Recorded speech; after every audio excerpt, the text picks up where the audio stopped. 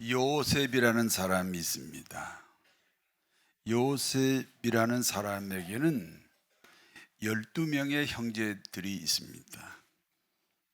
요셉은 12명의 형제 중에 11번째입니다. 11번째 요셉이 어느 날 꿈을 꾸었습니다. 11명의 형제들이 요셉 앞에 무릎 꿇고 경배한다는 꿈입니다. 그리고 다음에 또 꿈을 꾸었습니다. 이번에는 11명의 형제뿐 아니라 아버지 어머니까지도 자기에게 무릎을 꿇고 경배한다. 그런 꿈을 꾸었습니다. 자신들이 동생 요셉에게 무릎 꿇고 경배한다는 꿈 이야기를 들은 10명의 형들은 자존심이 많이 상했습니다. 아니, 동생이 형한테 무릎 꿇고 경배하는 것도 아니고 우리 형이 아니 동생한테 무릎 꿇고 경배해요? 자존심이 많이 상했습니다.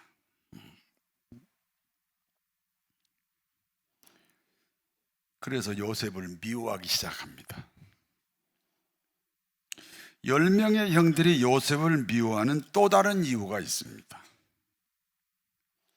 아버지 야곱에게는 4명의 부인들이 있습니다. 그리고 4명의 부인들로부터 12명의 아들이 태어났습니다. 그러니까 12명의 아들들은 자기 어머니 그룹으로 나누어져 있어요. 4개 그룹으로 나누어져 있는 셈이 있지요. 그러나 요셉은 자기 어머니 그룹으로 가지 않습니다. 항상 아버지 편에 있습니다. 그래서 형들은 요셉을 미워하는 중에 더 미워하게 되었습니다.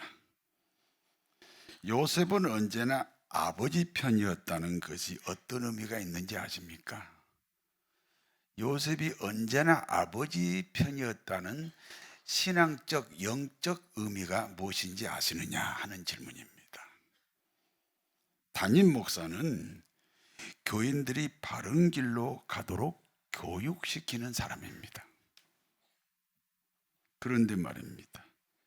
교인들은 담임 목사의 교육을 거절하고 싶을 때가 있습니다. 그렇지요?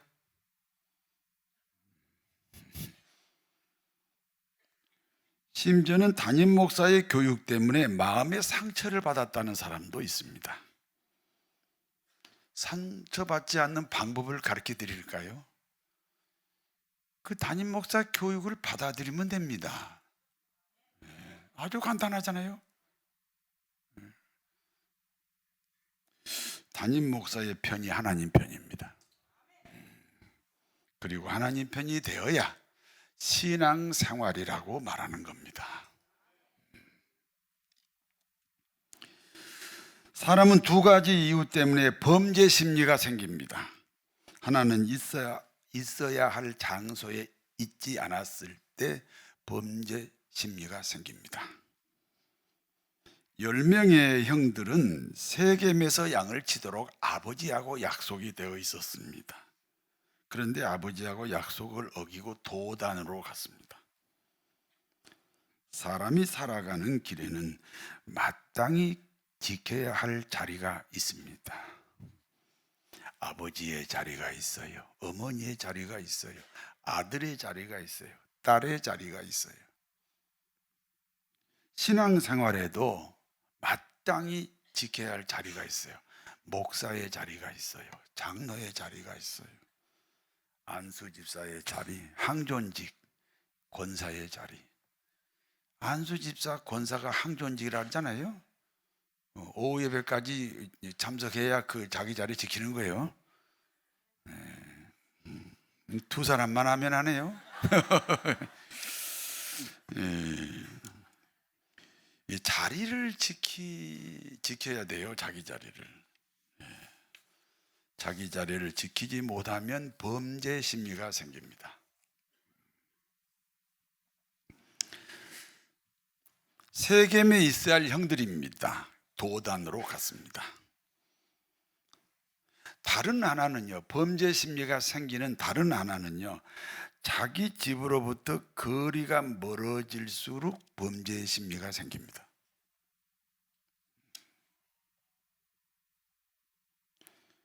출장 자주 다니는 사람은 알잖아요. 부산으로 출장 갈 때보다 일본으로 출장 갈 때, 일본으로 출장 갈 때보다 미국으로 출장 갈 때, 그게 심리가 달라져요.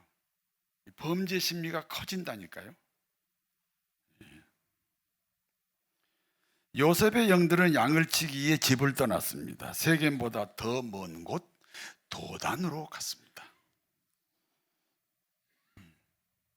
그와 같은 요셉의 형들이 보니까 멀리서 자기들이 미워하는 요셉이 오고 있습니다. 요셉을 보는 형들은 요셉을 죽이자고 의논합니다.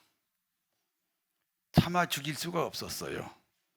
그래서 이스마엘 상인들에게 은 20에 팔았습니다. 예수님은 가룟 유다에 의해서 은 30에 팔렸습니다. 은 30에 팔린 예수님은 결국 십자가형을 받고 죽으셨습니다. 은 20에 팔린 요셉은 애굽 나라 바로 왕의 경호실장, 애굽 나라 바로 왕의 경호실장 보디발의 노예가 되었습니다. 노예 생활은 참으로 억울한 일입니다. 족장의 아들이요, 부잣집 11번째 아들이 갑자기 지금 노예로 추락했잖아요. 참으로 노예 생활은 억울한 일인데요, 엎친 데 덮친 격으로 또 억울한 누명을 쓰고 이번에는 감옥에 갑니다.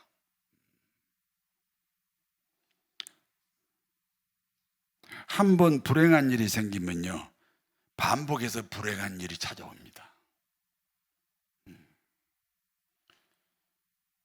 오늘 찾아온 불행한 그 일의 맥을 자르셔야 됩니다.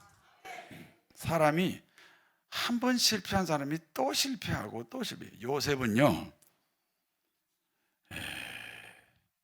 아니 노예로 팔리는 것도 억울한데 이제는 또 누명을 쓰고 감옥에 갑니다.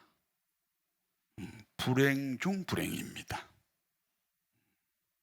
불행한 사람들은 대개 불행 중 불행입니다. 부부싸움 하는 사람이 부부싸움 합니다. 저를 쳐다보지 마세요. 애굽 나라 바로 왕이 꾼 꿈을 아무도 해석하지 못해요. 바로 왕이 꿈을 꿨는데요, 얼마나 궁금해요. 그런데 그 꿈을 해석하는 사람이 없습니다.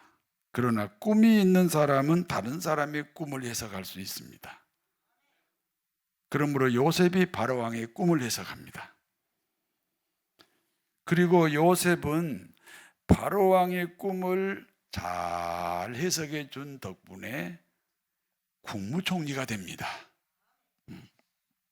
일반 국무총리가 아닙니다.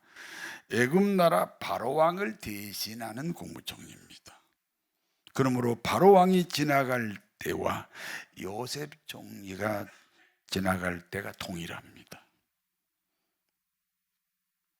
만 백성이 왕이 지나갈 때처럼 요셉 앞에 만 백성이 무릎을 꿇고 경배를 합니다.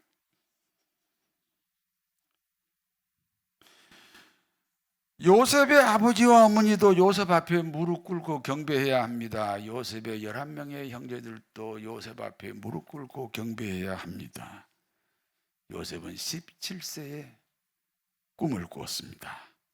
요셉의 나이 30세가 되었을 때 그 꿈이 이루어졌습니다. 애굽 나라는 바로 왕이 꾼 꿈대로 7년 풍년이 들었습니다. 애굽 나라 국무총리는 요셉입니다. 요셉 총리는 풍년이 든 7년 동안의 곡식을 저장합니다. 그리고 7년 흉년이 들자마자 그 곡식을 팔기 시작합니다. 그러니까 세상 천지에 곡식이 있는 곳은 요셉이 국무총리로 있는 애굽밖에 없습니다. 가나안 땅에 살고 있는 요셉 가족이죠. 야곱 가족에게도 식량이 떨어졌습니다. 뭐 세상 천지에 식량이 안 떨어진 곳이 없습니다. 그러니까 가나안 땅에 있는 이 요셉의 가족, 다시 말해서 야곱의 가족에도 식량이 떨어졌다 그 말입니다. 이제 애굽 나라로 식량을 구하러 가야 됩니다. 그러므로 야곱은 10명의 아들들을 애굽 땅으로 보냈습니다. 12번째 베냐민은 안 보냅니다. 아버지 입장에서는 죽었다고 생각하는 요셉의 유일한 혈육이 베냐민이거든요. 그러니까 베냐민만은 곁에 두고 어디로 보내지 않습니다. 애굽 나라에서 식량을 취급하는 총 책임자가 누굽니까? 예, 요셉 총리입니다. 결국 10명의 형들이 국무총리 요셉 앞에 무릎을 꿇고 경배합니다. 요셉은 형들을 알아볼 수 있습니다. 그러나 10명의 형들은 요셉을 알아보지 못합니다. 그렇습니다. 요셉 총리는 높은 보좌에 앉아 있습니다. 왕이 입은 세마포 옷을 입고 왕이 매는 금사슬을 메고 그리고 보좌에 앉아 있습니다. 요셉의 형들은 감히 애굽 나라 국무총리를 쳐다볼 수도 없습니다. 그러니까 요셉은 자기 형들을 알아보지만 10명의 형들은 자기 동생이 국무총리라는 것을 알 수가 없습니다. 요셉이 보니까 형들이 자신에게 무릎 꿇었습니다. 그리고 경배하고 있습니다. 그래서 요셉은 자신이 꾼 꿈을 생각하게 됩니다. 내가 17세에 꿈을 꿨었지. 지금 나는 그때 꾼 꿈이 이루어지는 현실 앞에 있구나. 꿈은 미래에 있습니다. 미래에 있는 꿈이 지금의 나를 지배해야 됩니다. 미래에 있는 꿈이 지금의 나를 지배한다.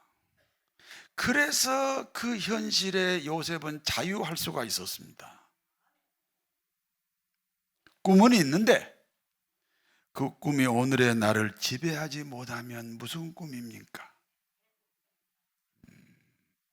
아니, 다이어트 해야 한다며. 그러면 다이어트를 해서 몸을 날씬하게 하는 것은 꿈이잖아요. 그럼 미래에 있는 거잖아요. 그러면 그 꿈이 지금의 나를 지배해야지. 그런데 지배하지 못하면 무슨 꿈이요? 개꿈입니다. 개꿈. 요셉은 자신이 가진 꿈이 자신의 현실을 지배하였습니다. 그러므로 노예 생활에도 자유할 수 있었습니다. 그러므로 감옥소 생활에서도 자유할 수가 있었습니다. 요셉은 지금 그 꿈이 이루어진 현실 앞에 있습니다. 요셉은 10명의 형들을 스파이로 몰아세웁니다. 당신들은 식량을 구하러 온 사람들이 아니야. 당신들은 애굽 나라를 침략하기 위해서 지금 애굽을 정탐하러 온 스파이다. 막 이렇게 형들을 몰아세우는 거예요. 형들은 자신들이 스파이가 아니라는 증거를 제시해야 됩니다. 그 증거는 함께 있는 이 10명이 모두 같은 아버지를 둔 형제라는 사실이 증명돼야 됩니다. 어떻게 스파이가 10명의 형제들이 한꺼번에 스파이가 될 수 없잖아요. 그러니까 우리 10명의 여기 있는 10명의 이 사람들은 같은 아버지를 둔 형제입니다. 이걸 증명하면 됩니다. 그렇습니다. 이들이 형제라는 사실이 확인되면 스파이가 아니라는 사실도 확인이 됩니다. 그래서 열심히 가족사를 지금 요셉 총리에게 설명을 합니다. 가족사를 다 듣고 난 요셉 총리가 이렇게 제안합니다. 그렇다면 너희 중에 한 명은 여기 인질로 남아라. 그리고 같은 형제라는 증거로 집에 있는 막내 아들을 데려오라.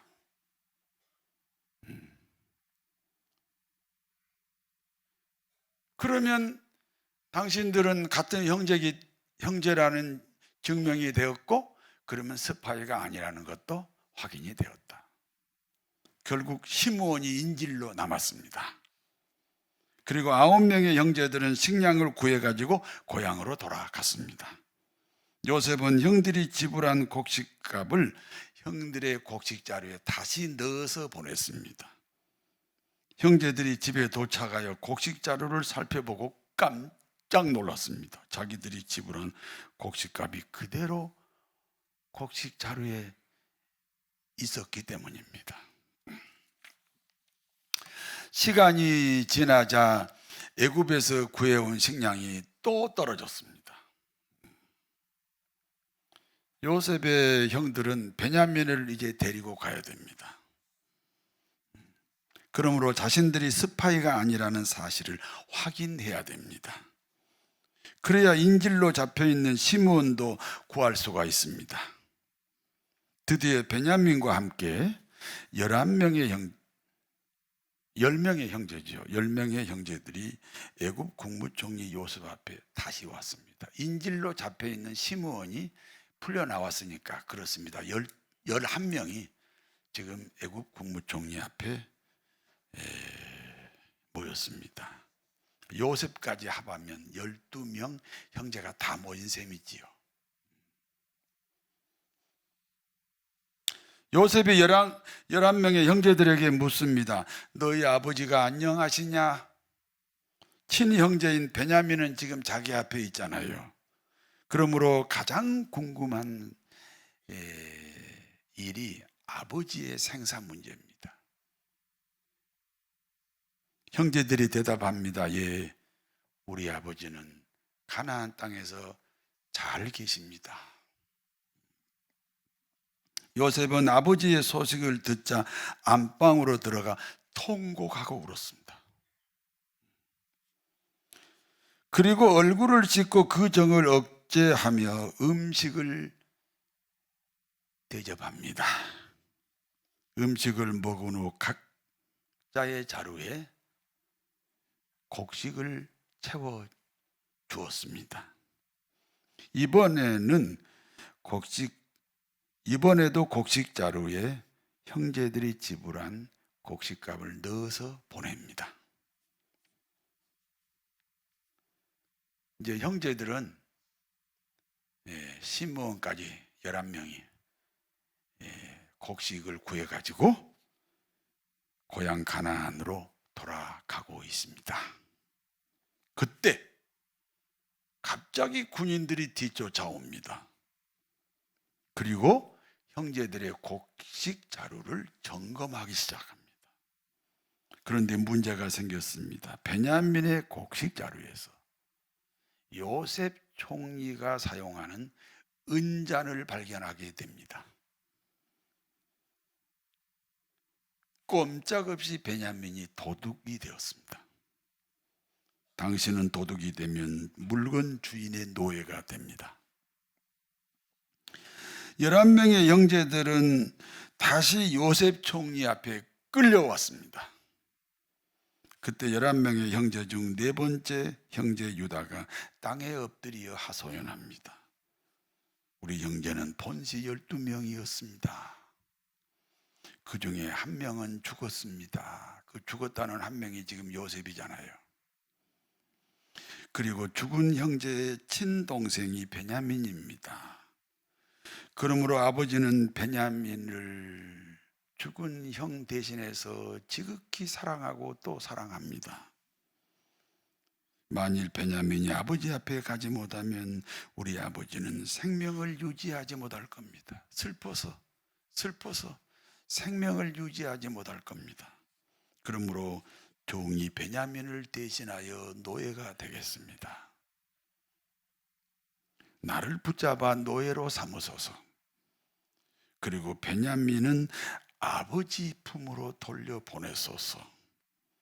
사실 베냐민 대신 종이 되겠다는 유다, 이 유다의 후손에서 예수 그리스도가 탄생합니다. 베냐민 대신 노예가 되겠다는 유다를 보고 요셉은 드디어 자신의 정체를 드러내기로 결심을 합니다. 요셉이 형제들 앞에 큰 소리로 울었습니다.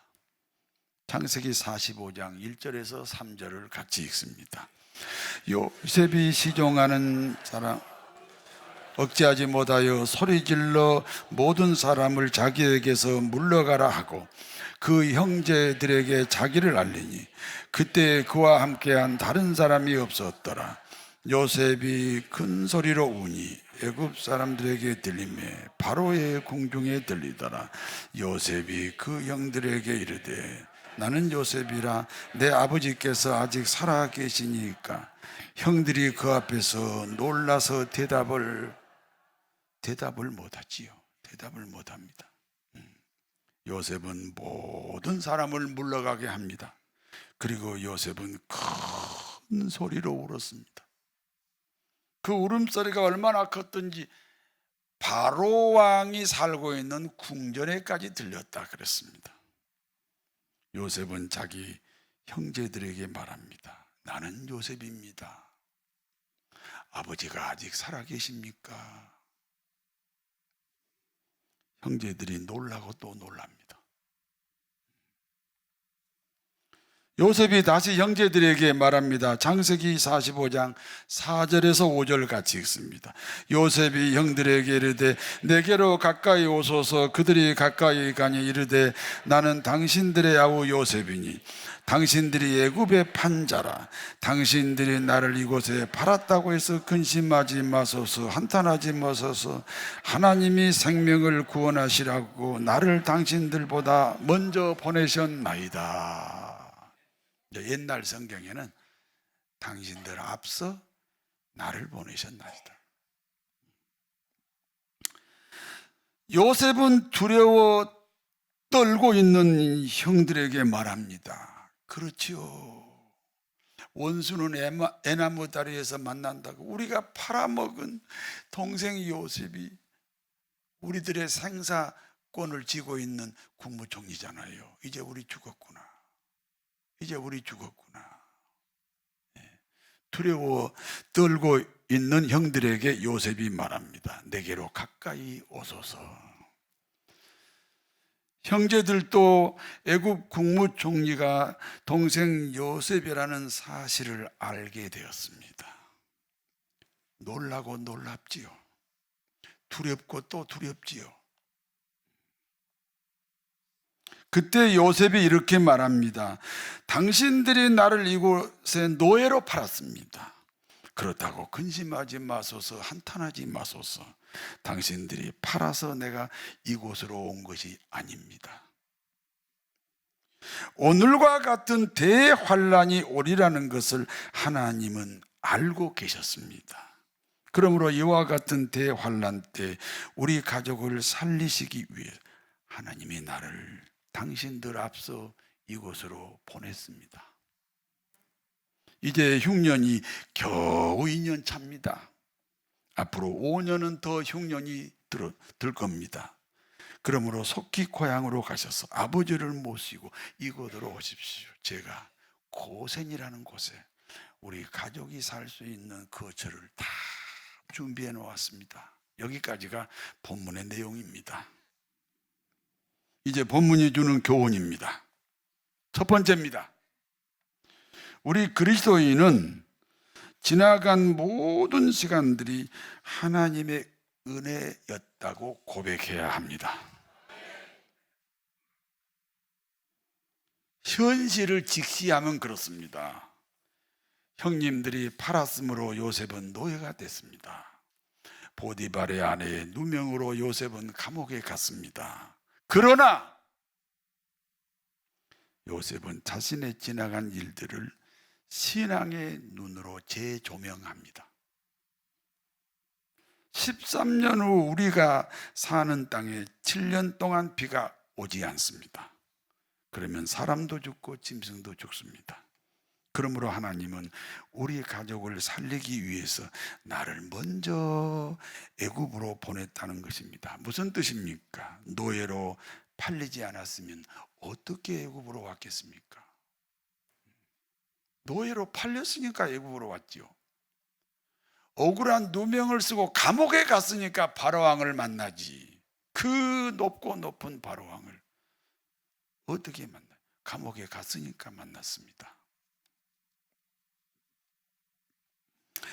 그러므로 요셉의 고백입니다. 당신들이 나를 팔았으므로 근심하지 마소서, 한탄하지 마소서. 하나님이 우리 가족을 구원하시려고 나를 당신들 앞서 보내셨나이다. 좋은 일만 하나님의 인도가 아닙니다. 불행한 일 역시 하나님의 인도라는 고백입니다. 여호와는 나의 목자시니 내가 부족함이 없으리로다. 여호와는 나의 목자시니 내게 부족함이 없으리로다. 나로 하여금 푸른 초장에 눕게 하시며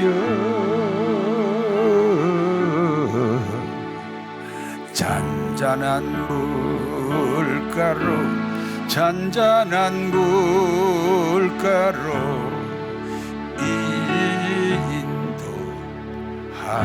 인도하시도다. 진실로 선함과 인자하심이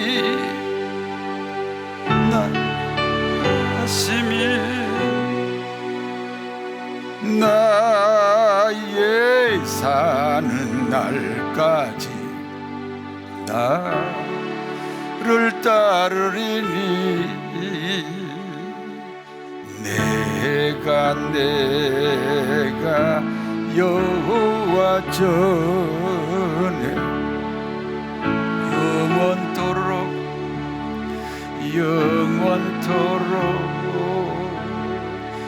영원토록 거하리로다.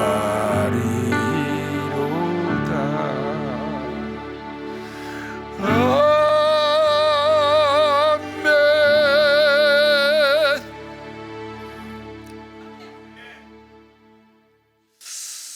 이 노래는요, 아멘만 크게 하면 됩니다.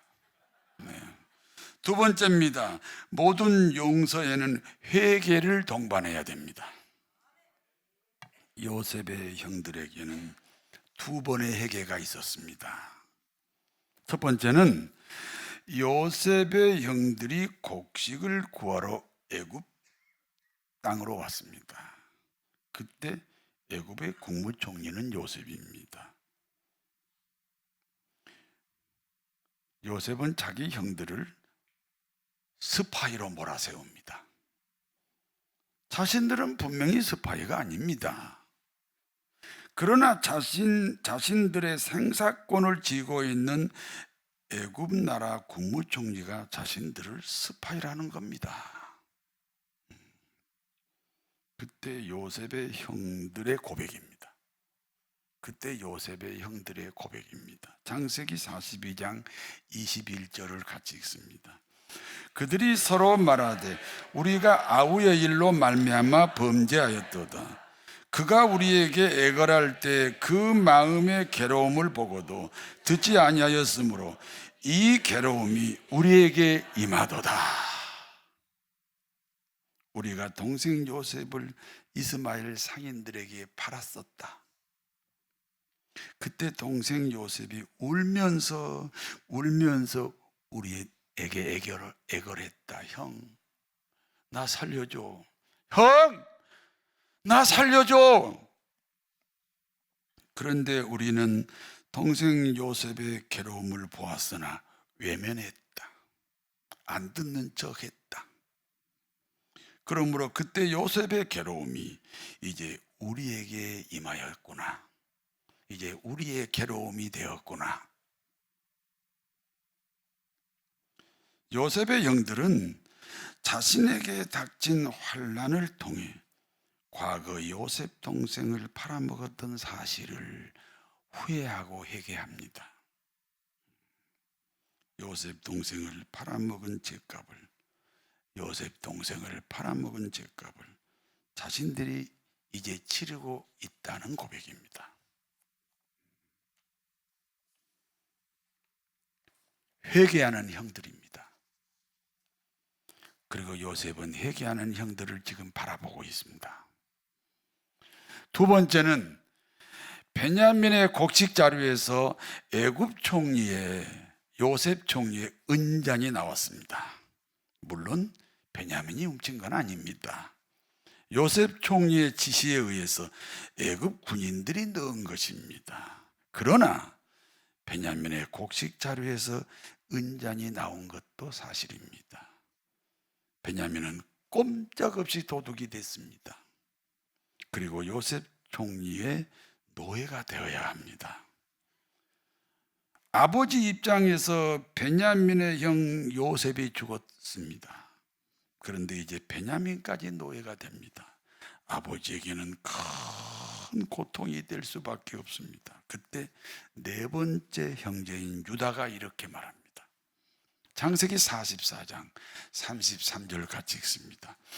이제 주의 종으로 그 아이를 대신하여 머물러 있어 내 주의 종이 되게 하시고 그 아이는 그의 형제들과 함께 올려 보내소서. 유다가 말합니다. 내가 베냐민을 대신하여 종이 되겠습니다. 내가 베냐민을 대신해서 종이 되겠습니다. 유다도 고향에 가면 처자식이 있지요. 그런데 베냐민을 대신해서 노예가 되겠다고 자청합니다.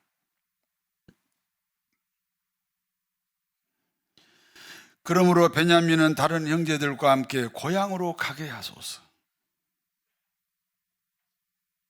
모든 인간은 죄인입니다.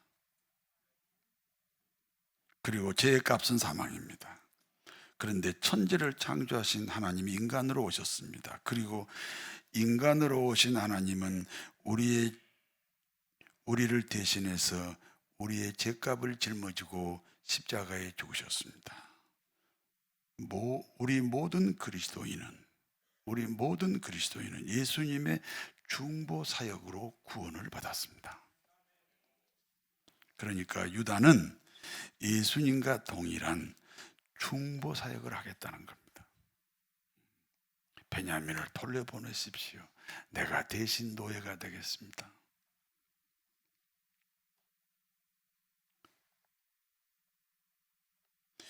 모든 용서는 회개를 동반합니다.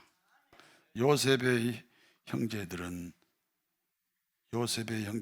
자신들이 스파이로 오해받았을 때 13년 전 동생 요셉을 팔아먹었던 사실에 대해서 회개를 했습니다.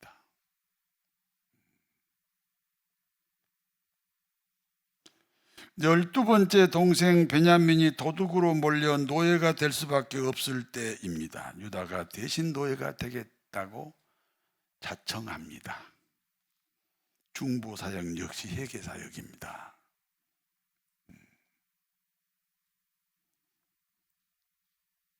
중보사역이 뭐예요? 다른 사람의 회개를 대신해 주잖아요. 요셉은 형들의 회개를 보았습니다. 요셉은 회개하는 형들의 모습을 보았습니다.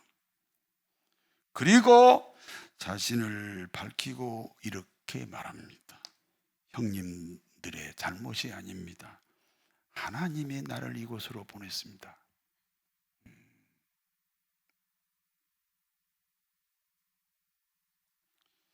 인생의 모든 걸음걸음은 하나님의 인도입니다. 좋은 일만 하나님의 인도가 아닙니다. 불행한 일도 하나님의 인도라는 사실을, 불행한 일도 하나님의 인도라고 고백해야 합니다. 그렇습니다. 불행한 일도 하나님의 인도라고 고백하면 그 불행이 행복으로 바뀝니다. 요셉은 노예 생활이 하나님의 인도였다고 고백했습니다. 요셉은 억울한 누명을 쓰고 감옥소에 가서 죄수로 산 것도 하나님의 인도라고 고백했습니다. 그러므로 노예 신분이며 죄수 신분이 어느 날 국무총리가 되었습니다. 모든 용서에는 회개가 동반합니다. 형들은 동생 요셉을 노예로 팔아먹은 사실을 지금 괴로워하고 있습니다. 베냐민을 대신하여 노예를 차청하는 유다의 중보 사역이 있습니다. 회개하는 형들에게 용서가 있습니다. 우리는요, 그냥 예수님을 핑계대면서 용서를 먼저 앞세우고 용서를 먼저 선포하잖아요. 회개라는 과정이 없는 용서는 용서가 아닙니다. 형들이 회개하는 그 태도를 보지 않고 요셉이 자기 멋대로 용서했다면 그것은 하나님에 대한 남용입니다. 남용.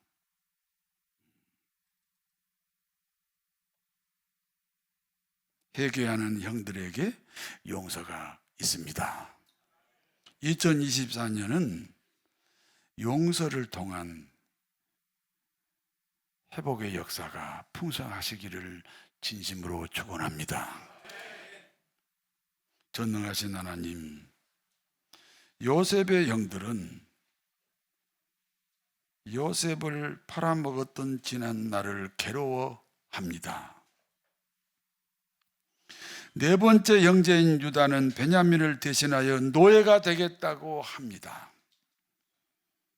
형들의 회개와 중보 사역이 용서를 만들었습니다. 용서의 물결이 풍성하게 하옵소서.